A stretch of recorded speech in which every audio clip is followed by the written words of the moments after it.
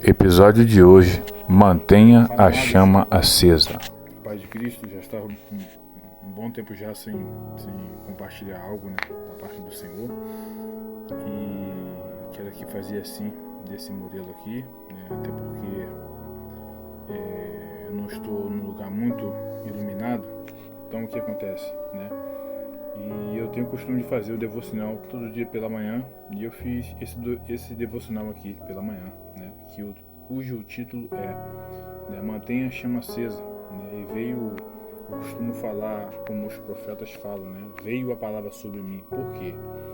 Porque o homem não tem mérito nenhum, né, é do céu para a terra, né, o relacionamento diário com o homem, ainda que o homem, né, ele tem que perseguir, né, a presença de Deus, investir, insistir, né, mas a grande questão é do céu para a terra, é de cima para baixo, é de Deus para nós, né? E veio sobre nós essa palavra, né? Mantenha a chama acesa, o título, né? Torno a lembrar-lhe que mantenha viva a chama do dom de Deus que está em você, mediante a imposição de mão das minhas mãos. Se encontra no livro de Timóteo 1:6, né? E vem esse comentário aqui, né, que fala, né? Você já viu algo? Você já viu o fogo queimar até o fim? Até quando só restam cinzas e brasa? Parece que o fogo em si extinguiu, porque a brasa está toda coberta por cinza. Não dá para ver quase nada. Então você joga um pedaço fino de madeira, bem seca, em cima e espera um pouco. De repente as chamas surgem novamente. E ali está o fogo queimando de novo.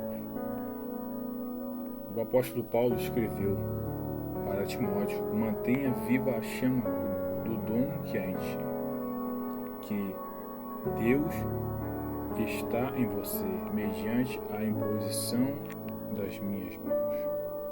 Ou seja, o apóstolo Paulo, ele em Deus, ele abençoou Timóteo. E Timóteo, assim por diante, também ele tem a bênção do Senhor. Não que a bênção esteja com Paulo, mas Paulo, em Deus, tem essa autonomia, né, que Deus dá, né? Como Deus distribui dons espirituais, então o apóstolo Paulo, ele abençoou, né, o Timóteo, né, o seu discípulo. Vamos seguir em frente. Pode haver brasas vivas em sua vida, mas você pode ter permitido que as chamas extinguem, ou seja, as chamas podem se apagar. Você não tem usado o dom e os talentos que Deus deu a você. É hora de fazê-los virar chama novamente. É hora de dizer: Senhor, como eu posso usar o que o Senhor me deu para a sua glória até que o Senhor retorne. Precisamos aproveitar as oportunidades. Existem aqueles que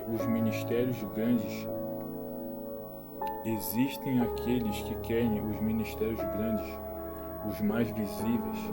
Eles querem os aplausos de homens, ainda que muitas vezes não cheguem a lugar algum. Havia provavelmente um talento ali, ou seja, quando a gente persegue isso, o talento se vai, né? Porque o foco muda. Mas se nós nos humilharmos e tornarmos o que temos e oferecermos a Deus, se quisermos fazer o que Ele planejou, se formos fiéis nas pequenas coisas, então Ele nos dará mais. Todas as vezes que você tem algo, pode falhar, mas é melhor tentar do que nada acontecer em sua vida. Prefiro tentar e falhar do que simplesmente nunca tentar. Ou seja, mediante esse comentário aqui, né, não importa não importa que luta estivermos enfrentando, devemos olhar para Cristo, porque o reino de Deus é expansivo, o reino de Deus começa dentro da gente, e o reino de Deus ele torna ser conhecido através dos nossos talentos, mas principalmente do nosso testemunho, né, do nosso comportamento diante de Deus primeiramente e diante das pessoas. E voltando para o comentário, todas as vezes, não, lá embaixo, debaixo da aliança do Senhor, inclinai os ouvidos, vinde a mim, ouvi, e a vossa alma viverá, porque convosco farei uma aliança perpétua, que consiste nas fiéis misericórdias prometidas a Davi, né? Ou seja, como diz aqui, perpetuamente. Olha quanto tempo tem isso, olha quantos anos já se passaram das bênçãos que foram derramadas sobre a vida de Davi, né?